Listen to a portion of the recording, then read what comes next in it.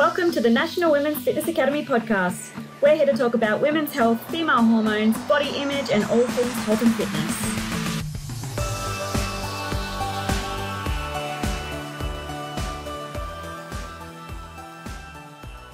Hello, girls, and welcome back to another episode of the Women's Fitness Academy's podcast. I'm your host, Siggy, one of the WFA's educators and a women's body image and fitness coach. Today, I'm chatting with the lovely Melissa, who is a certified holistic sex coach based in New Zealand, who is on a mission to liberate all of the women from their bodies to the bedroom. And today's conversation is going to get real intimate, very deep, intense. So if you're one who's really wanting to learn more about sex within yourself, like self-pleasure, but also within a relationship and how to have those really hard conversations, then I encourage you to keep listening. Now, Melissa, I want us to dive real deep already. I want to know how did you end up here as a, holistic sex coach? Yeah. So, first of all, thanks for having me on. I'm so excited to have this conversation. And to those of you who are listening, grab your journals or notepads because we're going to get practical.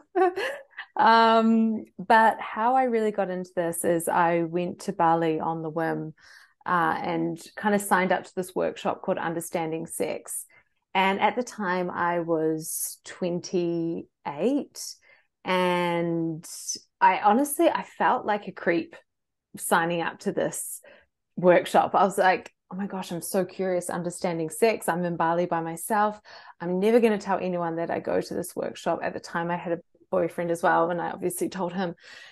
And I felt just dirty even thinking about going to this workshop. I was like, what the hell's going to happen? Am I a creep? And I was like, fuck it, I'm going anyway, whatever. Walked into this jungle room. I don't know if you've ever been to Ubud, but all open. Yeah, exactly. So all open, went into this room, into this yoga studio with honestly about 50 other women who were of different ages, different cultures, ethnicities. And I was like, oh my gosh, what am I doing? This is wild that I'm here right now, but I'm also that curiosity in me is just driving me to be here right now. And honestly, my mind was absolutely blown from this day. It was a full day workshop where we learned about prioritizing our pleasure, understanding female sexuality, understanding our bodies, our breasts, our yonis, our vulvas, even seeing a whole lot of different vulvas, which was the first time I was like, oh my gosh, there are so many different kinds. And there was some that had pubic hair, no pubic hair, landing strip, pierce. I was just blown away. So I was just totally in awe. My mind was completely blown. And it made me realize a lot about myself in that day as well. I was like, oh my gosh, I need to be honest about the kind of sex that I'm having, how I feel in my body. And at that time in my life, it was like, oh, I was trying to please my partner all the time, being a performer in the bedroom, doing things that I had seen in pornography that was like, oh, this makes me a woman, or this makes me sexy, and I've got to be making those noises. And it was like this realization of, who am I doing this for? I'm not getting a whole heap of enjoyment out of this. And in fact, at times I'm faking orgasms and pretending to be someone so that my partner can be like, oh my God, she's amazing in the bedroom. But really, I'm not actually being authentic to my sexual self. So honestly, as I walked out of that door that day, it is like this feeling so ingrained in my body and my being that was like, all right, this has changed my life, and no more of the way I was doing it. And also, if I only started learning about this when I was 28, how many other people out there, one, don't know this about their bodies, or two, have only just started the journey as well. And also back then, this was maybe 5 or 6 years ago, that this stuff really wasn't out there. This information, people weren't talking about it. So yeah, that's kind of like a short form of how I got into it, was really just going to this workshop, feeling a lot of shame going to it, and then realizing that actually my sex life, I wasn't being authentic and true to who I was in the bedroom. Mm. Thank you so much for sharing that, because it's really hard for us women to open up around sex talk. And I can so relate to this because many, many years ago, I literally looked at sex as a chore for my partner, not something that I would get something out of. And then I had this whole like 360 when I started reading books about sex and books about self-pleasure and how it's not just about the man, it's about you as well. And I was just like, hold on a second. I've been playing this game completely wrong. No wonder I didn't like sex. No wonder I didn't like giving blowjobs. No wonder I was faking orgasms. So it's really Exactly. refreshing to have this conversation. And I'm sure a lot of the ears that are listening to us right now going, oh my God, that's me. Like, this is crazy. And the fact that now you're helping so many women globally around this, it just shows that we need to speak more openly about this topic. Yeah, big time. It helps everybody. It helps men, it helps women, it helps everyone involved who is wanting to have sex, essentially.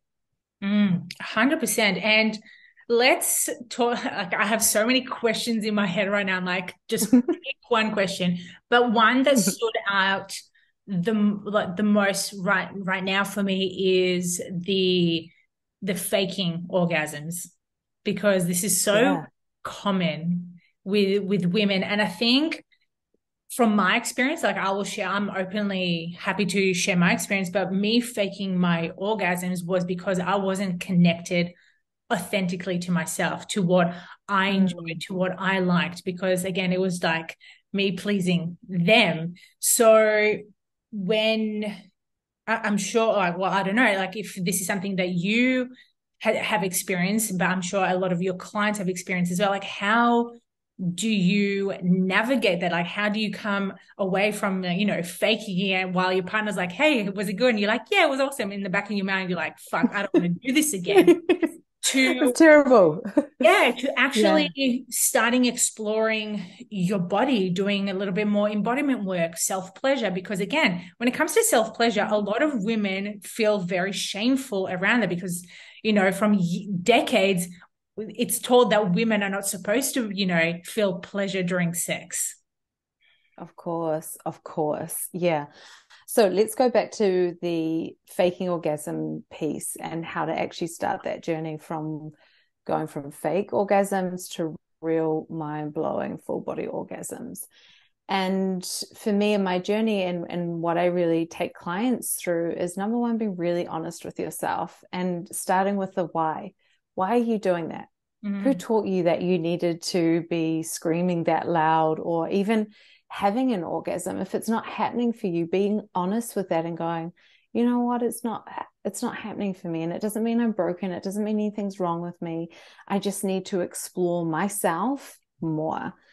And so starting with that really honest conversation, and honestly, I had to break it to my partner at the time saying, you know what, sometimes I fake orgasms and I'm just going to call it out and I'm just going to name it. And I feel really ashamed that I've been doing that, but I just want to put it out into this space right now so that we can start moving forward in a different way. So I think being honest with yourself and being honest with your partner, both two scary things to do, Yeah. but that takes the weight of it off and it creates change, right? When we name something, we've got to start working on it. It's out in the open now. When we hide away from it, we can kind of pretend that it doesn't happen. So name it, call it out, but also hold yourself. And it's okay that you have been doing that. And then from there, and there's two approaches if you're talking about working through self-pleasure or working with a partner. Self-pleasure with yourself is really understanding like what gets you off, what gets you wet, what gets you excited, what gets you aroused, and really starting to learn and understand what that is on your own. And doing that through self-pleasure practice, right? Exploring, like when I touch my clitoris like this, actually it feels really fucking good and I love it. Or when I rush my body and I know that I've got like 10 minutes to have a self-pleasure practice, maybe I don't really even get there to an orgasm because there is that pressure. So it's just starting to learn these different things that turn you on and turn you off. So that self-pleasure, really getting into the body, touching yourself, being okay with touching yourself and seeing it as this act of self-care. Like, to be a woman who pleasures herself is a woman who cares about herself. So mindset around that. And then with a partner, it's really, how can you bring your partner on board for the sexy journey? How can you communicate with them? And a lot of women stop here and go, oh, no, but I'll hurt their feelings, but it'll make them feel less of a man, or I don't even know how to, it's awkward. And, it's like, it's just easier not saying anything and just faking it. But again, as we know, it benefits nobody. So you've got to lean into vulnerability here and say, hey, I'm starting to explore my body in a new way. I would love for you to be on this journey with me. And like, how does that feel for you? And then being really okay with guiding your partner. You don't have to guide them for the rest of your life, but help them out here. Yeah. Like having those tools of, babe, I figured out that when I self-pleasure, when there's pressure, I can't really get turned on. And like, I feel that sometimes with us, like when you're really hard or when you're really turned on, I then put pressure on myself to have to be there. Again, it's that conversation. And then being sure to guide them, right? We can't just tell our partners, like, I feel pressure when we start playing with each other and I shut down. What can your partner do with that? You've got to learn your body and then give them the tools to be able to help you out as well. So it's like, I feel pressure here. So what I found is that when we do this, it helps me get more aroused. So keep guiding them. Here's the solution. Or let's figure it out together. Let's play and explore together. I absolutely love that. And there's been many situations where I personally experienced, but also clients of mine where there, again, like you mentioned, there has been that shame of opening that communication. And there's been many situations where the partners were happy to go down that route and, explore what, she likes. However, there's been situations where they were very closed off, the males. They felt some form of like defensiveness or, shame around, oh, I can't pleasure you. Or a big one is also, not so much around the self-pleasure side of things, but with sex, as you mentioned, when for some women, I know for myself, if there's too much pressure, it plays too much in your head. And we know when we're too much in your head, nothing is going to process properly. Like all our emotions stem from our gut, but for us females, it's emotions from the heart. So if you're not feeling it from the heart, guess what? Like nothing good is going to come from it. So where I was going with it is the pressure of the man thinking they're not performing accordingly because they're not making their partner orgasm.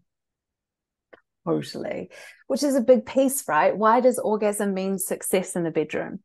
Like, why are we focusing on that? And how can we focus on connecting? How can we focus on play, on exploration, on creativity rather than orgasm? Like, orgasm is great. Don't get me wrong. I fucking love a great big O, but I really also value and feel like a successful session has many different things added into it. And so I always offer that to clients, like, what does successful sex mean to you? And how can we broaden that definition outside of just the big O? Yeah, 100%. And again, like it goes back to the performance side of things. Like it's funny how we're like talking about this because I'm really noticing like past behaviors of mine when I would have sex with previous partners that would literally just be about me performing or me trying to achieve an orgasm. And if I didn't achieve an orgasm, I'd get upset, they're upset, and then you're like pissed off at one another and you don't speak and you go to bed. We've all been there. Yeah, so it's crazy. And while we're talking about the pressure around in the bedroom, I know there's a lot of pressure for women around sex where most of them don't like having it because it's painful. Yeah. Totally. And a lot of women shut down, feel broken, like something's wrong with them, and then push themselves to enjoying it through pain, which absolutely breaks my heart. It's like, oh, this must be sex. It's painful, and I'm just going to like swallow the pill. And for a lot of people, like when we start unpacking this, pain can come from many different sources. Really, a huge one is that women aren't aroused enough before something is being inserted. It's like 1 minute kiss, maybe we pop a few fingers down there, or a tongue goes astray down there for 5 minutes, and then boom, we're wanting something to go inside there. And it's like, my gosh, it takes time for a woman to actually build up to the moment, build up to actually arousal. And if she isn't engorged, if she isn't wet, if her, I don't know if it's okay to use this word, but I use pussy a lot. If her pussy isn't actually craving that thing, it's going to be closed, tense, and tight. Right? And that's where pain comes from. So it's like, how can we actually give her time? And FYI, it can take anywhere from 30 to 40 minutes for a woman to reach orgasm. For a man, I mean, who knows, a minute to 5 minutes to 10 minutes. It's so different. So it's really vital to understand that a woman takes so much longer than a man. Start with your pleasure first. Build your body up. Another thing as well, and I wrote a post about this last year, which said, open her heart before you open her legs. And that is that emotional connection. Women need to feel a sense of emotional security, safety, trust for her legs to willingly open. So if you don't trust your partner, if there's no love there, if you don't genuinely feel safe with that person, it's going to be a lot harder for your yoni to blossom open and say, come inside, no pun intended, and like, let's play. So pain is complex. There's also different positions. There's also different times of our cycle where our cervix is actually dropping down, and certain positions like doggy style actually doesn't serve our body at various times of our cycle. There can be things like endometriosis and different, kind of like medical pains that are happening as well. So pain is complex, and there's so many different reasons why women feel pain. But the biggest one I stress about enough is, are you aroused enough before anything is being inserted? And speaking of arousal, I truly believe this whole like quick fix of sex has come from movies, because how often do you watch a movie, all of a sudden they're making out and all of a sudden he just slips it in, and you're like, it doesn't actually work that way. Like you said, it takes time for us to actually get wet, to get turned on, and compared to a male who can literally get a hard on within like 30 seconds. But absolutely, this is why there's so much confusion, because we watch so many movies. We think, oh yeah, the woman just gets turned on so quickly and then they have sex straight away. And this is something that is so underrated, which is foreplay, because as you mentioned, they don't spend enough time doing it, whether they feel embarrassed, ashamed, or they're just not educated enough around that. So they just go straight for the kill. Totally, yeah, for the kill, exactly. And I think it's also up to us as well. It's not kind of just pointing the finger on men, if that's who you interact with, or other women, and saying, you don't take enough time or you're rushing. It's like, actually, we can take some self-responsibility here and say, I need longer. Can you stay down there for like at least another 10 minutes? I'm really enjoying this. Or can you use your fingers a different way? Like, I'm starting to feel really turned on, but I need a bit more. So it's up to us as well to keep guiding our partners to build up our own bodies as well. And also us as well to do our own internal work. If we're thinking about cooking dinner or what we're going to wear in the weekend or whatever, that's going to inhibit our arousal as well. So how can we do our own work and close our eyes and be in our body and actually, I talk about this all the time, but it's like our internal dialogue is so fucking important in the bedroom. Someone could be down there giving us the best oral sex of our lives, but if we're in our head focusing on the holiday or the thing or the bills, we're not going to get turned on. Yeah. Like our biggest sex organ is our brain. How can we bring our brain on board and actually open ourselves and tell ourselves like, yes, oh my God, this is amazing. Oh, I'm so relaxed right now. Even if you're not feeling relaxed, you can start to tell your body and your nervous system that you are enjoying it. Therefore, your body goes, oh, it's safe for me to relax right now and start receiving more pleasure. I love that. And it literally opens the conversation around communicating a little bit better with your partners, because, you know, too often we have a difficulty of opening up and like you mentioned before, like being vulnerable about what we like, what we don't like. What are some things that have helped you or you've helped your clients manage these like uncomfortable sex discussions? Yeah. The first one is it's going to be awkward at times. Who cares? Yeah. You know, it's just like, let's not try and be perfect communicators in the bedroom and have a structured way of telling our lovers how we want to receive touch, play, pleasure. So number one, you're going to kill the mood. That's okay. Number two, it may not come out right. That's okay. Who cares? But the first part is leaning into vulnerability. Whether your knees are shaking, whether your heart's beating out of your chest, your palms are sweaty, whatever, lean into that, because the quickest way to deepen your relationship is through vulnerability. And on the flip side of that is your pleasure needs are going to get met if you say the damn thing. And it's entirely up to you. So you get to make that decision. How long do I keep laying here where my partner's tongue is just not doing it for me right now? How long am I like, for who?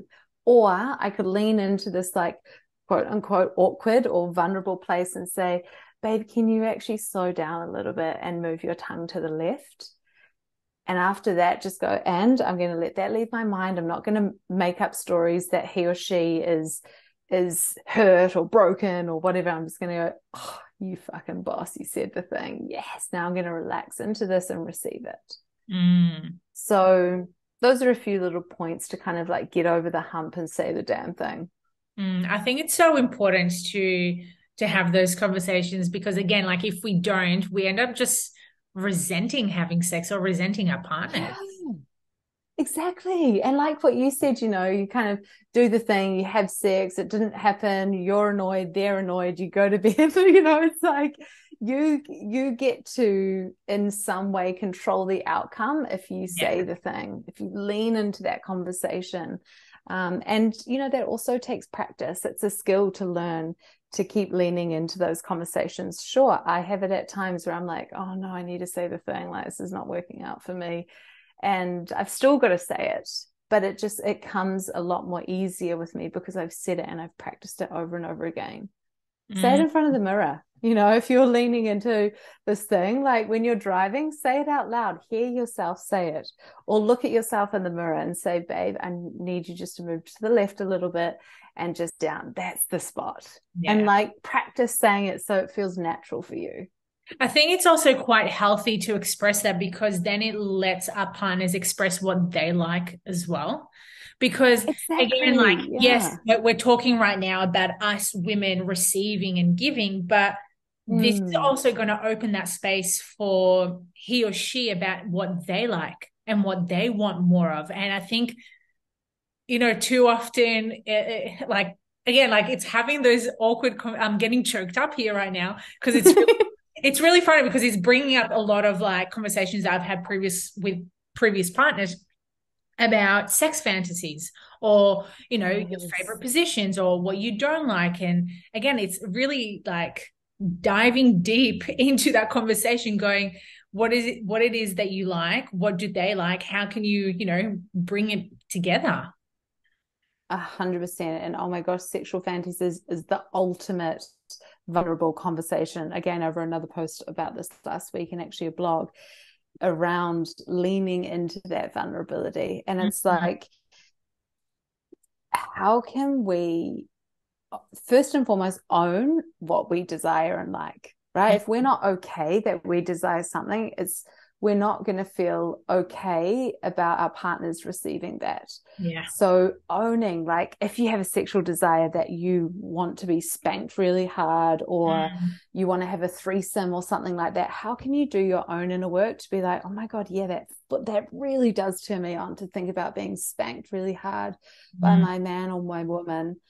And then bringing it to them in a really safe space and saying, like, almost bolstering the conversation. Hey, I'd love to talk to you about something. This feels really vulnerable, and I actually feel like a bit nervous to talk to you about it. So it gives them the idea that there's something important that you want to share. It's not just like, babe, I figured out I love to be spanked super hard. Can you give it a go? It's like, it's creating a bit, and look, you could totally do that if you want to, but it's creating a bit more meaning behind it. It's like, this feels big for me to share, and like, can you hold the space for me while I share about a sexual fantasy or something that I want to try through, or admitting that you've been doing something like faking orgasms for so long, even if it's like 2 years, and it's like, oh my gosh, but how can I tell them that I've been faking orgasms for this long? And it's going in, like, sharing from your heart. How do you feel about sharing this?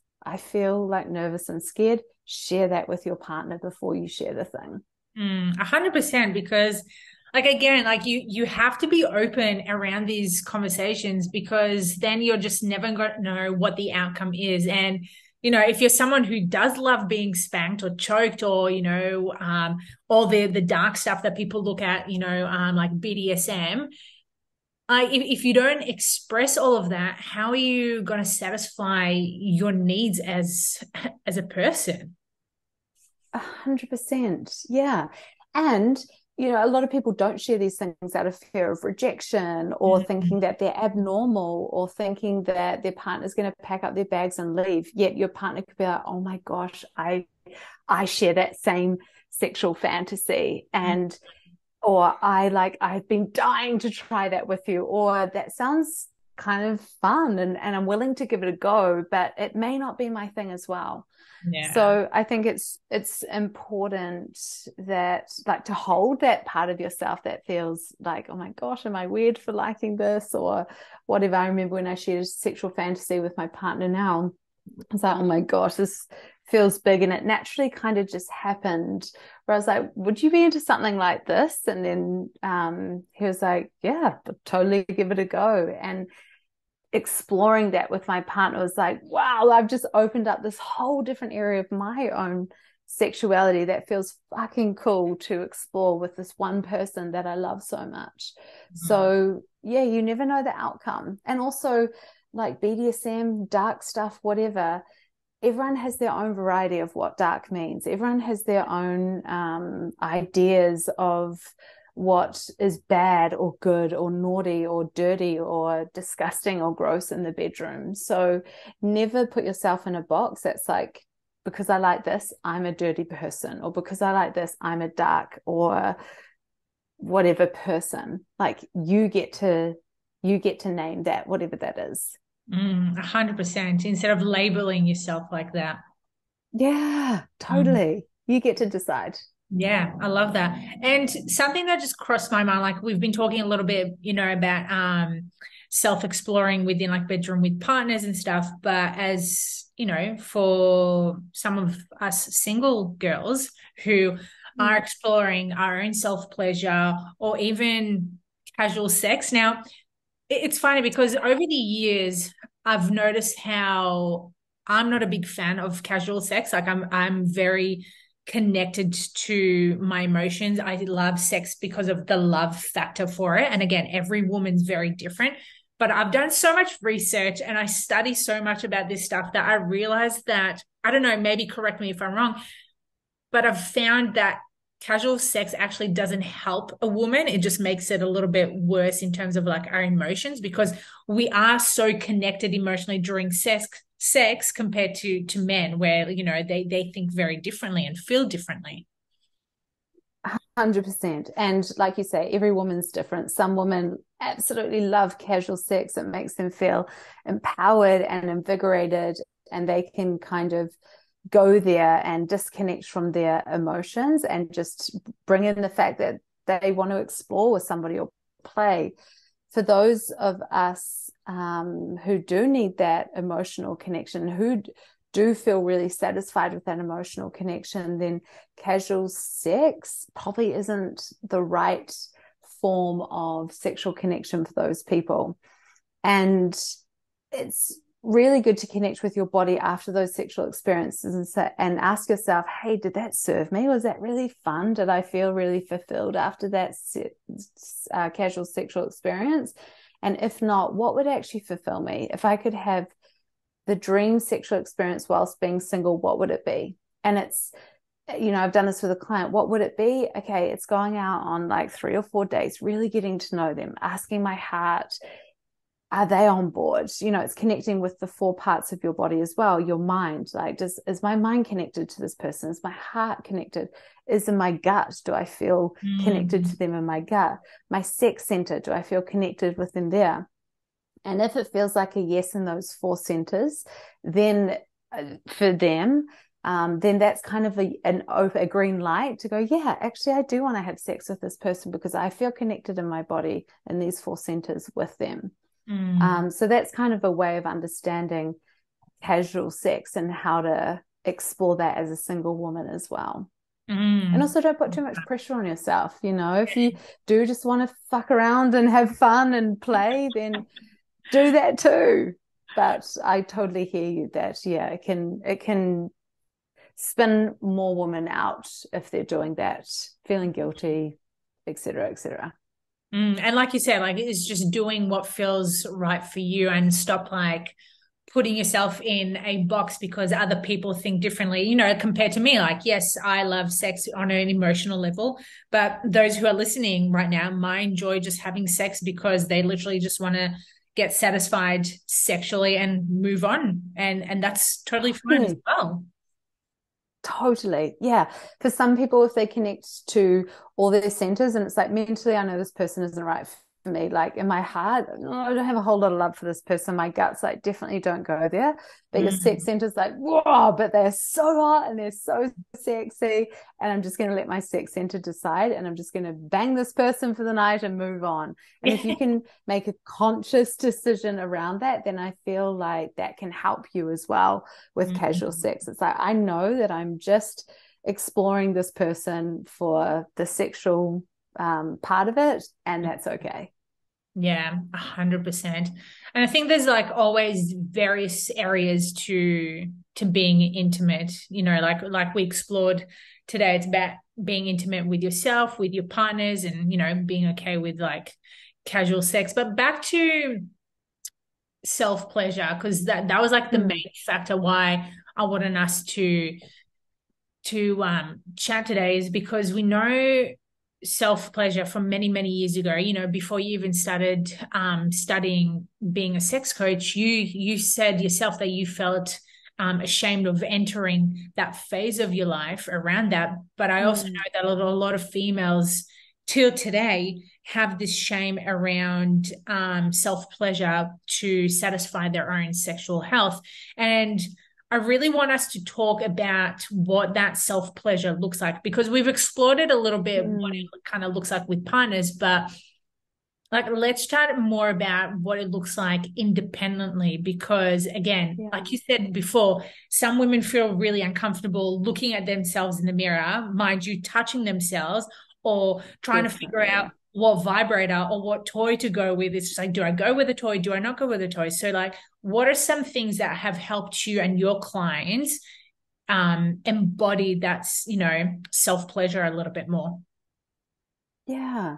So coming back, first and foremost, always to the mind. It's like, what stories do you hold around self-pleasure? Do you deem it as dirty? Do you think it's like something that you should just quickly do and hide away from people? Or how could you switch it to be something that's like an empowering tool that you use to come into your body, to flood your body with pleasure, to feel empowered as a woman, to know yourself, to build confidence, all of that kind of stuff. So drop into the mind first and explore those stories and create new empowering beliefs around your self-pleasure practice. What was the question again? It was... like exploring self-pleasure or like coming into a self-pleasure practice? Yes. Yeah. Yeah. So, I mean, the first thing is actually like a lot of people find it super confronting to look at their vulvas in the mirror. But self-pleasure is about creating connection, right? And we can create connection through emotions, through physical touch, through eye gazing. So I think there is a huge part, well, to be honest, this is what I love doing, is mirror work. And it's like, actually, before you even start trying to get yourself off, because some people are just scratching an itch there, it's like, how can I create with the sacred temple between my thighs? And the first thing I say to women is like, get a mirror, lean back in your bed, pop the mirror, make sure it's not on the Zoom, but pop a mirror in front and actually just gaze at your yoni for like 3 to 5 minutes. Actually take her all in. And a lot of women hold shame and stories about their vulvas, that they're not normal, that they shouldn't have inner labia that hangs down, that they shouldn't, it shouldn't be this color or this texture. So actually getting to know your own yoni through gazing is a super powerful practice. And then from there, it's like touching and exploring yourself with your own hands. Like I always say, hands first, rather than just putting something on your vulva and going on autopilot and waiting till you explode. It's like actually creating that beautiful connection through skin to skin touch. How do I feel? How does this movement make my body feel? Emotionally, how do I feel? So for me, self-pleasure is it's the sacred art of actually connecting with my body, connecting with my sensuality, with my femininity, with my pleasure, with my sexuality.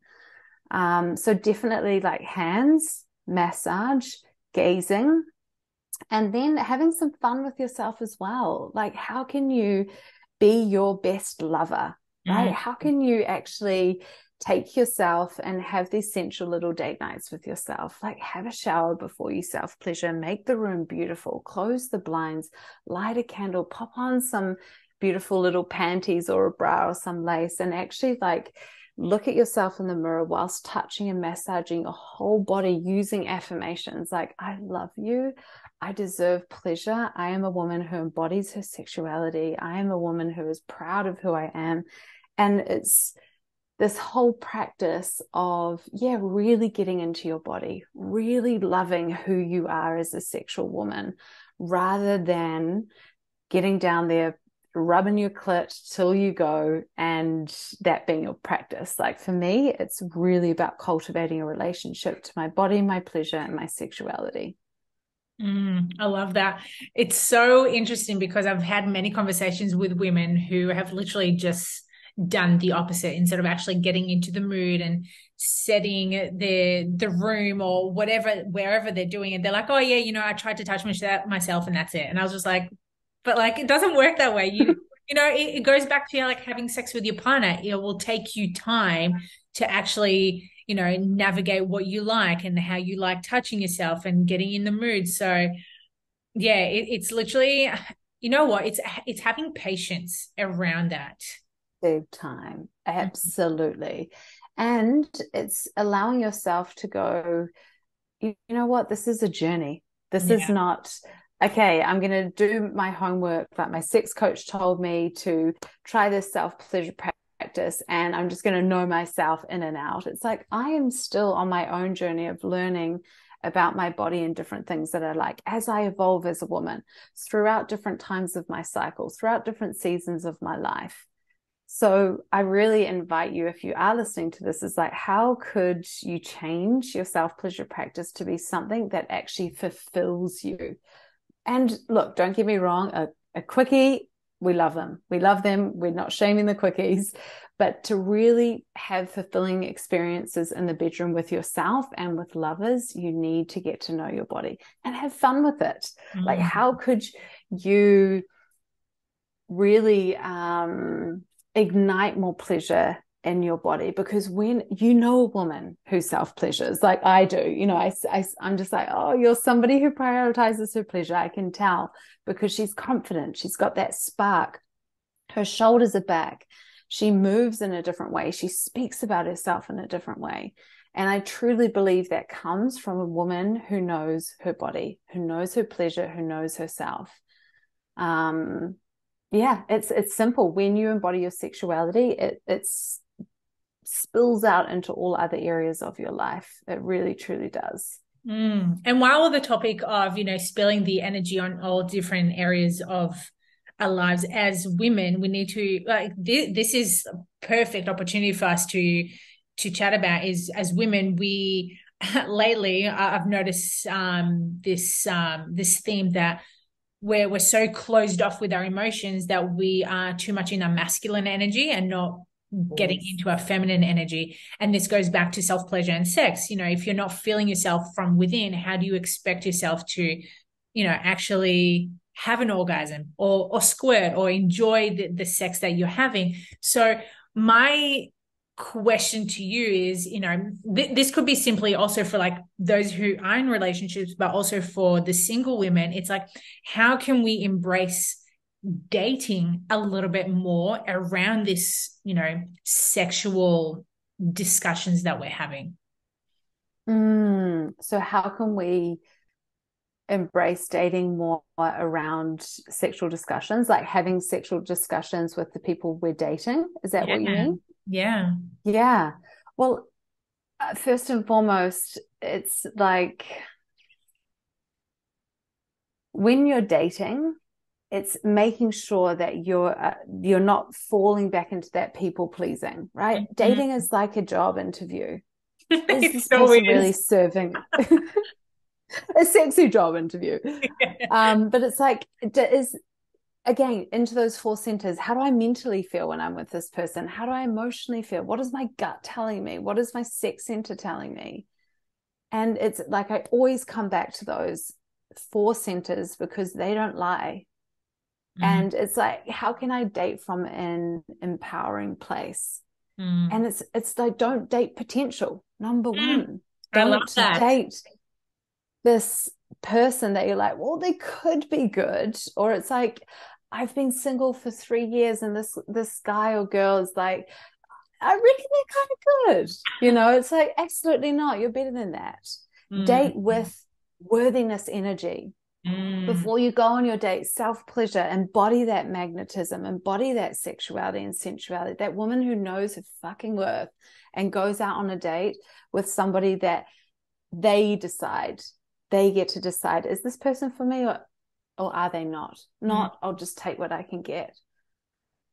So dating really, and then when it comes to sex, so if you're out dating and the time comes to have sex, it's like making sure you understand your intimate boundaries, making sure you understand what your yes, no, and maybe is in the bedroom, and using your voice, not being ashamed. Like when I was dating my partner, I think it was on like the 4th or 5th date, and we were going to the bedroom. I was like, I don't know what's going to happen now, and I'm down. But I had to really go, my intimate boundaries are so worthy of being in the bedroom with me right now. And I had to voice and say, hey, can we slow down a bit? I'm starting to feel a bit disconnected, and not making that wrong. Like I get to lead, like a sexually empowered woman can lead, and that's okay. So it's really, when you understand your body, what turns you on, what turns you off, and you can also guide your partner. And honestly, if that scares somebody off, if they're like, oh my gosh, she talks too much in the bedroom or whatever, they're done. Yeah. Out of here. Show them the door. Not worth it. And I think that takes us back to what you said, like, don't date potential. And too often, like, we have all these conversations with women where they are dating people where they think, oh, like, it's okay. He will do for now. And it's just like, well, if it's not a fuck yes, it's a fuck no. Right? Absolutely. Oh my gosh. It's like, your time is precious. Yes. Like your time is so precious, and don't waste it on people who don't value you. It's and I think that comes when a woman is insecure, or when a woman is dating potential. It's like, oh, this will do, or or I can be okay with how they treat me here. If something feels not right in your body, or if it feels like a red flag or something, listen to that and go with that. Because it's really fucking important. It's so important, but it's also so easy said than done because, speaking from experience, like I've dated some men where I actually questioned whether I should be with them like because of their behavior or because our values kind of like misaligned. But at the time I was like, oh, like it's okay for now. But then, a few months down the track, you're like, I fucking knew it. Like, why? Yeah, I know. Why did I continue doing this? So again, like a lot of self-reflection needs to be done on our end, going, okay, well, if it does come from an insecurity place, like what are you insecure about? Because again, like we can have all these limiting stories in our head going, oh, I'm getting older, or I've been single for too long, or it's just like, am I going to find the one? Or and then you start talking to one, you're like, oh yes, he is the one. It's just like, fuck, you're putting so much pressure on yourself. Definitely, absolutely. And as well, like I'm just going back to something that you said about masculine energy as well. It's like softening into your feminine energy when you're dating. If you're dating men, like men are wired up to take care of women. Yeah. So softening your edges around, and look, I'm an independent woman. I love doing shit my own way, but I think there's something really beautiful about softening your edges and letting him or her plan and book and pay and surprise you and care for you instead of saying, no, it's okay, I'll get this. Or, it's like, actually, I'm fully going to soften my edges here and I'm going to say yes and support him or her to step into their masculine energy and step up into that. Yeah. And if he doesn't drop into his masculine energy in any of the dates and you're organizing and planning them all, well, I'll leave that up to you, but it's a red flag to me. It's definitely a red flag. Yeah. 100%. And I love the fact that you've mentioned like softening into that feminine energy because again, like I don't know if like it's because like the generations are changing and everyone's like, yeah, you need to do like half and like do this. But I think, every relationship has their own rules. Again, like whatever works for you. But like you said, it's just being okay for them to pay for you or to book or to plan, where too often as women, we've been encouraged so much to like take care of our own, like of ourselves. But then like, where does it leave men, or where does it leave your partner to actually help and support you? 100%. Yeah, I couldn't agree more. And as well, like being honest in a relationship. I've got so many dating things that are just coming to me now, but it's like being honest. You're out dating. If you're looking for a relationship, say that. Don't be ashamed that you're a woman who wants to be in a relationship with somebody. If you're looking for a casual hookup, say that. If you don't know what you're looking for, say that. Like if you really like someone, tell them that you really like them and that you've really enjoyed the last few dates and you'd like to take this a bit further. Being honest with yourself and being honest with that person you're dating holds so much weight. I feel like a lot of people aren't honest, and then there's things like ghosting that happens, or it's like the mind is like, what does that message mean? They haven't messaged back here. And it's like, honesty holds so much weight. Respect, trust, connection, and power, that all comes from being honest as well when you're out dating.